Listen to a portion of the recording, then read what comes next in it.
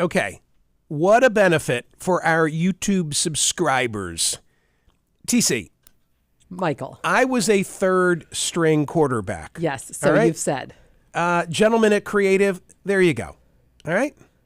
You'd have found that young man irresistible back in the day. I mean, the hair, the smile, the crossed arms, the kneeling, the pose, the come hither eyes. What more need be said? Can you imagine? Can you imagine if you had seen that back in circa 77? It's just, you look at that and you just swoon. That's what it is. You just swoon. What is the point? Why am I bringing this up on the dime of Parks Casino and Sportsbook? One wonders. Okay, that young man was a third string quarterback. Yes.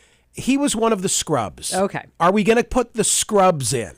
And when the score was enormous, like, when we'd gotten a commanding lead. When it was a lot to a little. Yeah. Then I would get the call and I'd get to go in for 1 or 2 touches. And then that made you look like that. So this was my logic over the weekend. I saw that UMass was visiting State College and getting 42 points. Holy moly. And I said to myself, there's no way Penn State is going to run up the score on UMass. They'll put the scrubs in.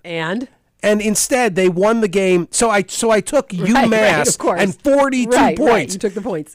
Final score, Penn State 63, UMass 0.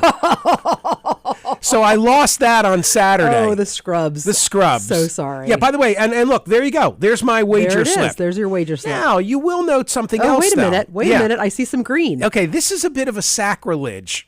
So Philadelphia. How dare you? Philadelphia was visiting New York Green in the Meadowlands. I always thought of you as the most loyal soul. No. Wow. No, wait. Wow. I wanted Philadelphia to win. And I thought they would. I just didn't think that the 6.5 points made sense because New York Green has been playing better. So I didn't want to win this way. I didn't want to win this way. And yet I did. Yeah, you did. Now, if you really look carefully at my slip, though, you're going to see that I went 50 large 50 on small. UMass.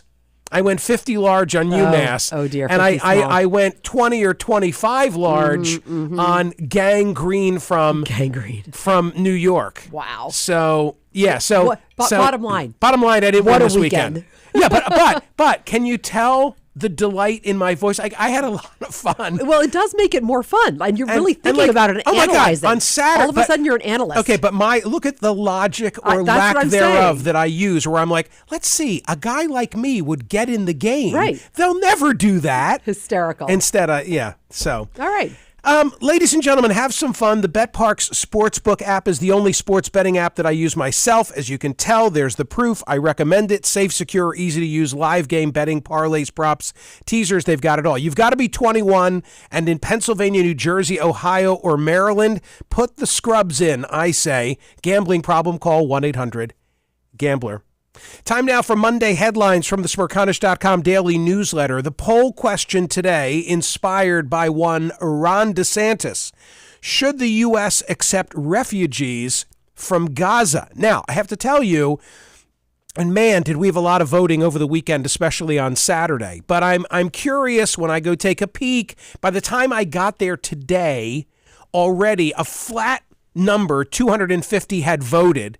And 54% were agreeing with Ron DeSantis. Ron DeSantis, who over the weekend, did I ask you to pull this audio? I forget if I did.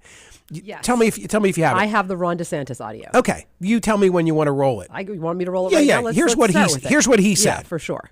We cannot accept people from Gaza into this country as refugees. I am not going to do that. If you look at how they behave, not all of them are Hamas, but they are all anti-Semitic. None of them believe in Israel's right to exist. None of the Arab states are willing to take, any of them. I mean, I didn't need the polling data to tell me that he was wrong. It's just illogical that they're all anti-Semitic. I mean, half of them, you realize that rough numbers, 2 million residents of Gaza, 1 million of them are teens or kids younger than that. How about if I say young adults? and be all-encompassing. There was a July poll by the pro-Israel organization called Washington Institute. It found that 50% of Gazans agreed Hamas should stop calling for Israel's destruction and instead accept a permanent two-state solution based on the 1967 borders. The situation is largely unchanged in the big picture from where it was on Friday when we were last together, meaning that the ground assault as of this minute in time has not yet begun. The bombing continues in the north. Gazans are encouraged to move to the south, but there's nowhere for them to go. If I look at just the headlines that I lead with today at Smerconish.com, my number one headline, crowded Gaza hospitals are at breakpoint. Biden warns against Gaza occupation. Water has run out at UN shelters. The only way out is still closed. Iran warns against Israel ground offensive. Biden might visit Israel this week. Second U.S. carrier headed to the Mediterranean. DeSantis defends opposition to refugees. Plurality picked neither party to handle the war best. Great Nicholas Kristof op-ed. And then FBI Director Wray warning of a rise of terror threats here at home in the United States. The Friday poll results. You remember when we were here together on Friday? Should the news media publish the horrifying images resulting from the Hamas attack on Israel? 23,000 plus voted. 70% said yes. A really decisive outcome on that poll question. People said, show those images. I'll tell you something. The only images that you're seeing now, are of the bombing in northern Gaza and the refugees who are on the move. And, I wonder, it's like President George W. Bush said, and we talked about this. He said, I'm paraphrasing, but he said it won't take long for people to believe it's gone on for too long. Our attention spans are so fickle. Yes. We want to know about Suzanne Summers' husband's love letter 24 hours before she died. I've heard about so many people saying, why did Israel say they were going to attack but then not attack yet? What are the, what is this pacing? It's war. It's war. It's war. It's war. And you don't hear as much about the hostages. I haven't heard. I mean, maybe early this morning they were saying that there was a number now, they think, like 199. But beyond that. Richard Clark, the former national security advisor, frequent guest on this program, wrote a great op-ed for Smerconish.com at the end of last week. When he was with me on CNN on Saturday, he seemed to suggest that they were not a priority. Is that the best way to say it? I don't. Okay, I guess it is. I mean, that was the hard truth. How about if I say this? He didn't feel good about it. He was rather pessimistic. Yeah, but there's a difference about being pessimistic about their survival and implying that Israel is not prioritizing them. Those are two very different things. I got the impression that he looked at them almost like prisoners of war. Yeah. And you want to do whatever you can do to get prisoners of war back. Right. But now war has a larger objective. Right. And even though there are prisoners of war being held by the other side, you're not going to stop what you think you need to do. Oof. That's how I took it. Oof. Saturday poll results. How about this? 39,933. Amazing, right? Couldn't we have found the last 67 and made it 40,000? I thought the same thing. And then I would have said, hey, I don't trust that result because who believes 40,000? Well, hey, if it can be 40,000, it can be 50-50, which is exactly what it was. 50-50 when I was on air. Yes. 50-50 when I was on air. Should the Biden administration encourage de-escalation in Gaza? I struggled, TC, on Friday to come up with a poll question, and then that hit me.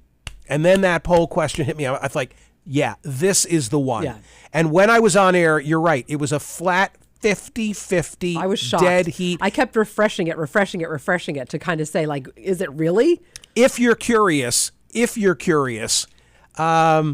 was 51.11 saying yes and 48.89 saying no. And then yesterday's poll result, 18,527. Should universities stay neutral on matters of political and social action? 61.97% said yes. Hey, speaking of Sunday, if I can just lighten the load a wee bit. The Baltimore Ravens and the Tennessee Titans played in England yesterday. The Ravens and the Titans played in England yesterday. And the last time that the Ravens played in London, they were embarrassed 44-7 by the Jacksonville Jaguars, which is the most lopsided loss of the John Harbaugh era, the coach. So what they decided to do now that they were going back to London, because you know the NFL is expanding its footprint and they're playing games overseas and they're reaching a big market, and also fans from America love going over and making a weekend of it and, you know, going to London and watching their team play. So because they were blown out the last time and because they really didn't want to go back and do this all over again, they decided that they would George Costanza it, that they would do the opposite of what they had done the last time. I found this so fascinating reading over the weekend. 6 years later, the Ravens decided to fly to London at the beginning of the week rather than toward the end of it. Instead of being overseas for 3 nights and parts of 4 days, they're embracing a 6-night stay. So they arrived in London on Monday evening, not much more than 24 hours after they departed the Pittsburgh Stadium after losing 17-10 to the Steelers, and still 5+ days away from playing their Week 6 game against Tennessee. They practice on Wednesday, Thursday, and Friday at the Hotspur Football Club training ground. And then they planned a walkthrough on Saturday. In between, there were meetings, workouts, team meals, opportunities to go sightseeing. 205 members were in their traveling party. They had a Virgin Atlantic charter flight. And the whole goal was to immediately make them feel at home. The advance man in me loved reading a New York Times Jeff Zwerbiak story about just what it took to move this one NFL team to London, let them settle in, get acclimated, and hopefully then improve the likelihood of their winning, unlike what happened 6 years ago. Okay, let's hear it. Okay, so Simon Galen is the Ravens' vice president of operations.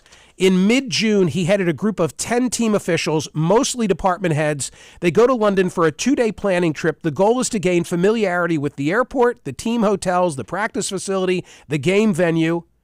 They bring along their information technology team, their video team, their travel team, their athletic training, their public relations and equipment staff, all in the traveling party.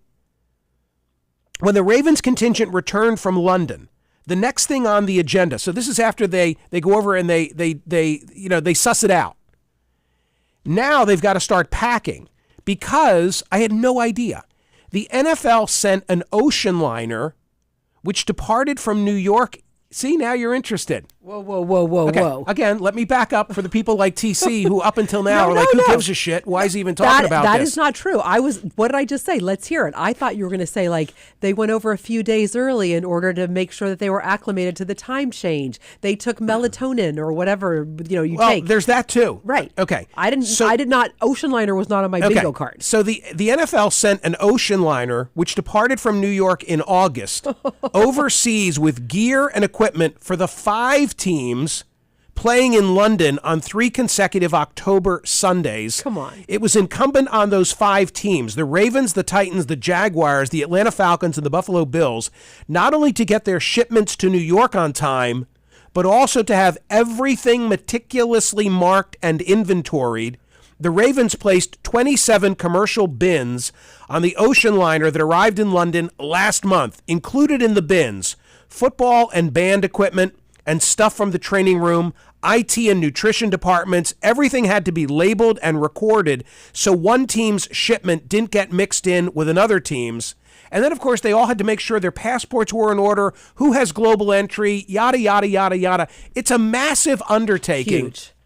Final score, Ravens 24, Titans 16. Oh. So apparently Okay. all Not a that blowout. planning and logistical support worked out well for them. There you go. I That's loved a it. I great just story. loved and never talk stopped about to think that's about. the ultimate advance man story. Yeah.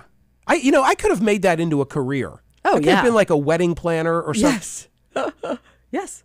I'm not kidding. Yeah. Yeah. My daughter, I wouldn't have had the patience. My daughter is going to a wedding over Christmas. I won't say any other details of it. All I'll say is 700 people, and the Wow. Wow. Oh, now you're listening? Wow. Now you're listening. That's a big wedding. It's a huge wedding. And Jesus. the organization team that is in charge of it, it's astonishing. More headlines from the Monday edition and the weekend edition of the newsletter. Because some of these are catch. This is a catch up. This is a catch up from the weekend. We had the story. You remember Quinn Mitchell?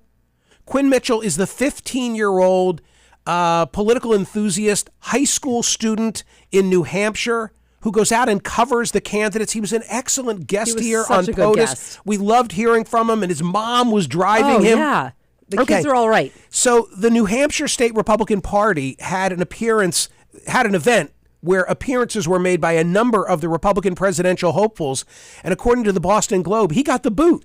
Why? It's unclear to me. Mitchell has met dozens of presidential candidates over the past 4 years. He made headlines for a testy exchange with Governor Ron DeSantis. Is that why? I don't know. After which he said he was physically intimidated by DeSantis' security. A month later, he found himself being escorted out of another GOP event by 5 police officers after filming videos of Republican Perry Johnson. Quote, "They told me I was being a disruption, that I was taking a video like anybody else." And then I love this. He said, "Believe me, if I disrupted an event, my mom would never take me to another one. Not my style." No, not his style. I 100% believe him. I don't know what went on, but I'm on his side. Another headline from Smerconish.com over the weekend, USA Today. Workers with in-person jobs spend about $51 a day that they wouldn't spend remotely. I must say, I saw that headline. I thought, how is that possible? And then I started thinking about it. Me too. And you want to go through it? How it racks up? Well, I'm going to tell you instead that the day is young, but I'm in for $7.36 so far today. Are you? Yeah, that's my New York Times and my yogurt and my coffee at Wawa. Oh, okay, boy. $7.36. Okay, so you should do what I do, which is BYO. I will eat lunch. I will eat lunch post-show, and I will pay for it. And it will be more expensive. I'm not going to go out for a proper lunch, but I will, I'll eat something on the fly. Yeah. And I'll spend more than if I made myself a sandwich at home. We don't pay to park here. That's a good thing. That's a good thing. But when I think about practicing law. And you don't pay to commute. Like you're not buying a train ticket. No. Our distance to travel is short. Right. Mine's electric, so no. But in the day when I was practicing law and in the city each and every day, first of all, clothing. Clothing because I would be in a suit every single day. There was fuel because I was driving every day. There was a shoe shine 3 days a week. There was lunch. Dog care. There was a cigar. There was dog care. There was cigar. There was a drink after work. Oh my God. It really added up. If you're a dandy. It really added up. If you're a young gentleman. If you're a young gentleman. If you're a young gentleman. If you're a young on gentleman. The prowl. So go ahead. What are they spending it on today? Yeah, it's exactly what we were just talking about. So this is how the breakdown, the $51 approximately, $14 to commute, $8 for parking, $13 for breakfast and coffee, $16 for lunch. It adds up. It adds up. And then they threw in the pet care if you need to have someone walk your dog or take care of your pets. That's an issue. I had a dog walker every day. Right. For Winston. That's my Cocker Spaniel. A huge expense. He had separation anxiety. Aw. So then there were medical bills associated with that because we had to have a shrink look at him and talk to him. So, okay. And we cannot. Say things like that? Why do you say things like that? It's true. You had a dog psychologist? Maybe. I don't want to violate his HIPAA standing, even though he's gone. I understand. Also from Smerconish.com over the weekend, tell me who you think of when I share this headline. Lab-grown diamonds giant goes out of business as prices for a girl's best friend plummet. Oh, dear. WD Lab-Grown Diamonds, one of the leading lab-grown diamond producers in the U.S. I shouldn't be amused by this, but... Well, it's just interesting. It's interesting. Filed for Chapter 7 bankruptcy in Delaware. This was last week. The filing comes as the price for natural diamonds has dropped considerably. The Maryland-based synthetic gem maker said in its initial filing that it has a total of $3.06 million in assets with a sizable $44.8 million in liabilities. It has an estimated 100 to 199 creditors. Lab-grown diamonds have become an increasingly popular alternative to mined diamonds, given the lower cost and ethical processes associated with their production. Of late, synthetic diamonds have been snatching market share away from natural diamonds, yada, yada, yada. Now it's gone the other way. Fascinating. Yeah. Yeah. I mean, that's Steven Singer. No wonder they hate him. I know. They all hate him. No wonder. Now they're cursing his name as they file for bankruptcy. Right. Amazing, right? Yeah. I feel like I'm leaving something out. Maybe it's Taylor Swift and Travis Kelce. I don't know. No. You know what's interesting? What? Hang on one second. I'll tell you something. I was just looking at the reviews of Taylor Swift's movie. Yes. Which are fabulous. Unbelievable. Yeah. The question is, would I enjoy a nearly 3-hour movie knowing none of the music? I think you would, only because you are a fan of the presented. Like, you are a fan of the what goes into it. We just talked about your advance man, and I think that's a lot of what it is. That would get me. I'm fascinated. I know a lot of her songs. I don't know all of them. That would get me through 30 minutes. Well, then I think that's 30 minutes worth watching. Yeah, Maybe I don't know wait if for I'm it to going to come spend home. and go out of the house just to when it comes home. Exactly. Okay, so apparently, what's it called? Ethos? Eras. What? Her Eras tour. ERAS. Eras. Different eras in your life. The Eras tour. 40 songs. Yeah. So a captivating woman on stage for 40 songs. People loving it. Loving it. Okay, there's another woman who delivered 40 songs this weekend on a concert stage, and the reviews are similarly off the chart. Astonishing, right? Madonna. Yeah. And Madonna is 65. 65. I know. And was just in still the hospital with some kind of blood disease. Like, she has, I swear, that woman just is a worker. She works. I totally respect that. Not sure about the whole face surgery thing, but you do you, Madonna. Whatever you want. They whatever wore pearls with crucifixes, lace gloves. Yeah, baby. Tully skirts. Tulle skirts. Tulle, like the Tulle. Yeah, think of the like a tutu. Oh. But more stiff. And body sculpting corsets. Yes. Some even the crimped their cones, hair the cone bras. and drew on fake beauty moles, while others simply wore white T-shirts with only the letter M on the back.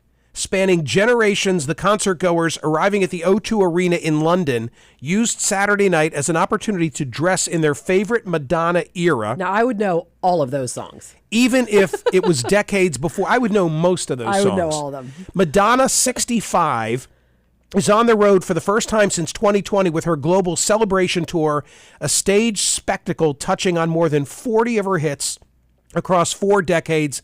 The show opened at the O2, a 20,000 capacity arena, 3 months after its planned first date following a health scare for the pop star. Oh, yeah. See? Yeah. 65. You go, girl. I mean, I could not agree more. Amen. Okay. Good for Madonna. Okay. Go vote at Smerconish.com. I didn't put Ron DeSantis' name in the poll question because I thought that would poison the result one way or the other. You're for or against him. Instead, I'm just asking this. Should the U.S. accept refugees from Gaza? How many? I'm not asking. I'm not telling. I'm just saying any. Should we accept refugees from Gaza? Go vote at Smerconish.com. By the way, subscribe, please, to the YouTube feed because you saw that photograph. Wasn't that picture at the outset of the YouTube feed today itself worth the zero cost of subscription? I'd say so. See ya.